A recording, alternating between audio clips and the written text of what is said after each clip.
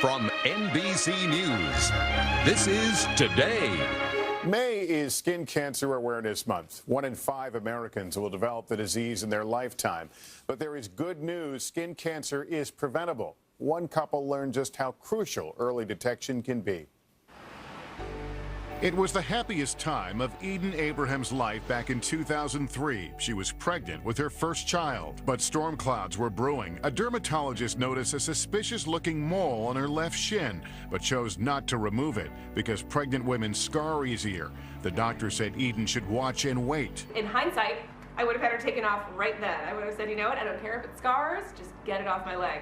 5 years later, that suspicious mole was still there when she went to a new doctor's office for a consultation. So when I saw her mole, I thought it was a bit atypical looking. It did have some unusual features. It was a bit asymmetric, it was rather large, so that I told her that it looks unusual and we should do a biopsy of it. That biopsy showed Eden had melanoma. Dr. Cameron Roxar removed it. Eden was lucky. Her cancer cells had not yet invaded the deeper layers of the skin, which is when melanoma becomes deadly. For me, it was certainly a wake-up call. I realized I right away needed to change. With her dark hair and olive skin, Eden never imagined she'd be in danger of developing skin cancer. I think that one of the false assumptions is that I was in a low-risk category. Eden urged her fair-skinned husband, Stephen, to get a full-body scan. That's when cancer hit home again. But there's nothing like being diagnosed with melanoma, with a malignant melanoma. Steve's melanoma was a pigmented lesion, a typical mole that was on his lower back, and he was unaware of it. He'd never seen it. The worst part was the waiting. Dr. Roxar couldn't tell Stephen how deep his melanoma was or if it had spread. I was a mess for about 6 or 7 days, and then went in and was told that the incision had completely gotten it out. I can't tell you the kind of relief that you feel when you get that message. Today, battle-scarred and wiser, Eden and Stephen have both changed their behavior. I won't go bareback in the sun at all, wear a shirt in the pool. Every day, even in the middle of winter, wear 2 different kinds of sunblocks on my face. A close call for a loving couple, an important warning as we get ready to enjoy the summer sun.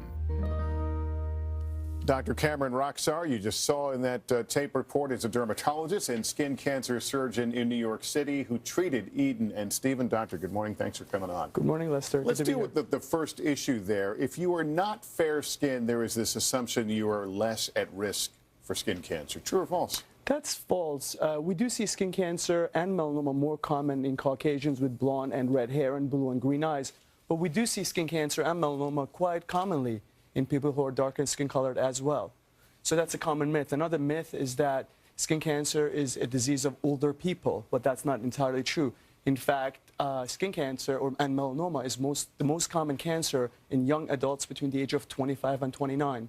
The groups who are more likely to be at perhaps tanning. That's right. Let me ask you about where you're checked. When I went to had a skin cancer screening, and I was surprised. They're looking in places I didn't think the sun reach sometimes. It can be anywhere, not just on your face, which means people may not be applying block everywhere they should be. That is true. Although we do see melanoma more commonly in sun-exposed areas, we do see it quite commonly in non-sun-exposed areas also.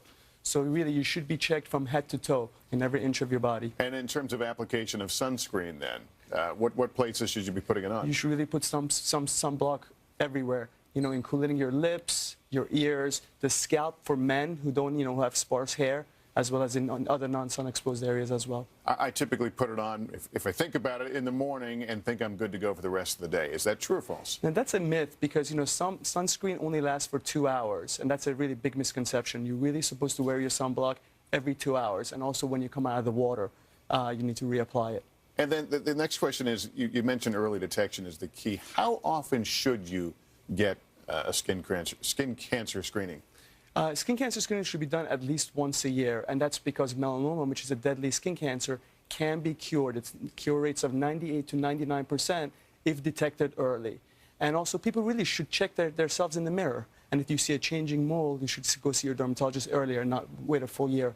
All right, really good advice, and hopefully we'll see the sun around here. But thank you, Dr. Roxar. Appreciate you being here. Thanks very much.